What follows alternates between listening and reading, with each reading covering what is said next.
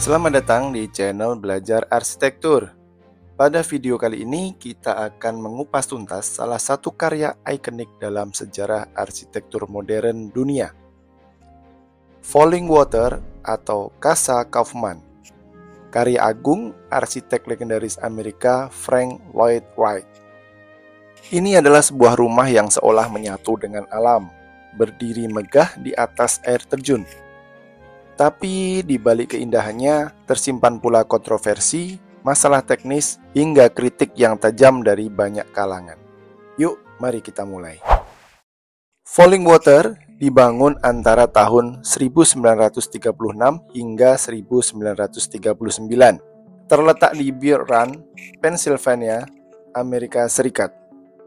Pemilik rumah ini adalah Edgar J. Kaufman, seorang pengusaha sukses pemilik Kaufman Department Store di Pittsburgh. Kaufman menginginkan sebuah rumah liburan untuk keluarganya yang bisa menjadi tempat pelarian dari hiruk-pikuk kota Pittsburgh. Melalui rekomendasi putranya, Edgar Kaufman Jr., yang saat itu belajar arsitektur di Taliesin Fellowship, Kaufman mempercayakan desain rumah ini kepada Frank Lloyd Wright, yang saat itu sudah berusia 68 tahun, dan sempat dianggap telah melewati masa keemasannya. Namun, Wright membuktikan bahwa dirinya masih memiliki kejutan besar. Dan pada tahun 1935, Wright mempersembahkan desain radikal yang benar-benar berbeda dari ekspektasi Kaufman, yang awalnya berharap rumah itu menghadap ke air terjun, bukan berdiri di atasnya. Falling Water bukan sekedar rumah liburan biasa. Wright mengusung filosofi organic architecture, yaitu menyatukan bangunan dengan lanskap di sekitarnya, bukan malah menguasainya. Ia berprinsip, no house should ever be on a hill or anything.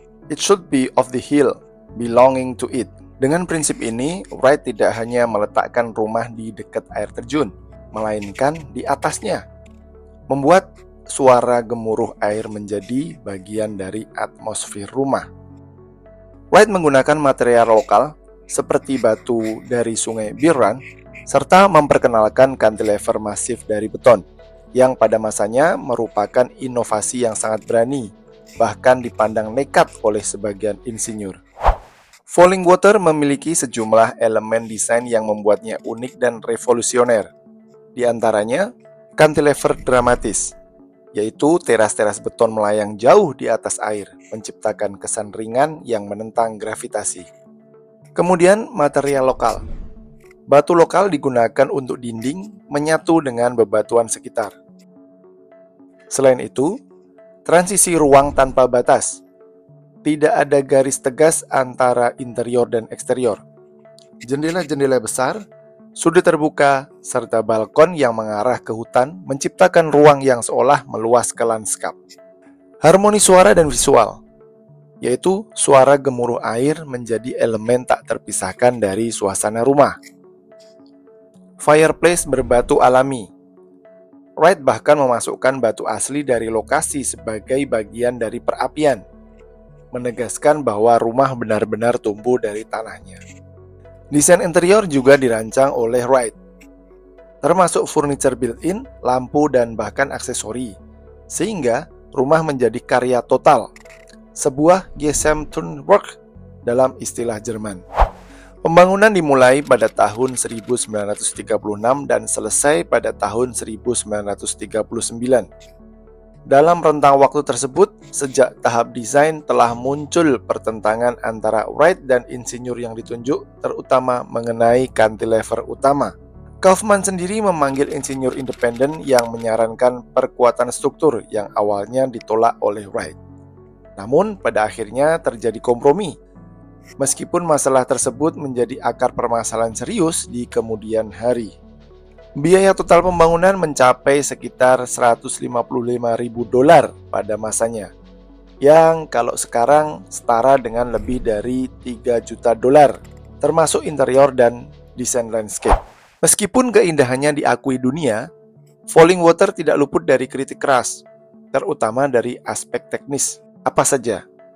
Yang pertama, cantilever melorot. Cantilever utama mengalami penurunan hingga 18 cm jauh melebihi prediksi akibat under reinforced. Yang kedua, kebocoran air. Atap beton tanpa perlindungan yang baik membuat rumah bocor parah. Bahkan Wright bercanda bahwa penghuni perlu membawa ember. Kemudian yang ketiga, kelembapan ekstrim. Posisi rumah di atas air membuat kelembapan sangat tinggi, memicu jamur dan kerusakan material. Lalu, yang keempat, perawatannya mahal. Seluruh struktur memerlukan perawatan intensif dan biaya besar, menjadikan rumah ini lebih cocok sebagai monumen arsitektur ketimbang rumah tinggal fungsional. Pada tahun 1995, dilakukan restorasi besar yang menghabiskan lebih dari 11 juta dolar, termasuk perkuatan ulang cantilever menggunakan post-tensioning cable. Falling Water dianggap oleh banyak arsitek sebagai puncak karya Wright, namun juga simbol dari ego arsitek yang menantang hukum alam dan teknik. Beberapa kritik menyebut rumah ini sebagai megalomaniak dalam skala rumah tinggal. Ada juga yang menyebut Sculpture House lebih sebagai karya seni daripada tempat tinggal yang nyaman. Namun demikian, Falling Water mendapatkan pengakuan internasional. Di antaranya, pada tahun 1966 dinobatkan sebagai National Historic Landmark. Lalu, pada tahun 1991, oleh AIA atau American Institute of Architects, Falling Water dinobatkan sebagai Best All-Time Work of American Architecture. Dan pada tahun 2019, bersama 7 karya Wright lainnya, ditetapkan sebagai World Heritage Site oleh UNESCO.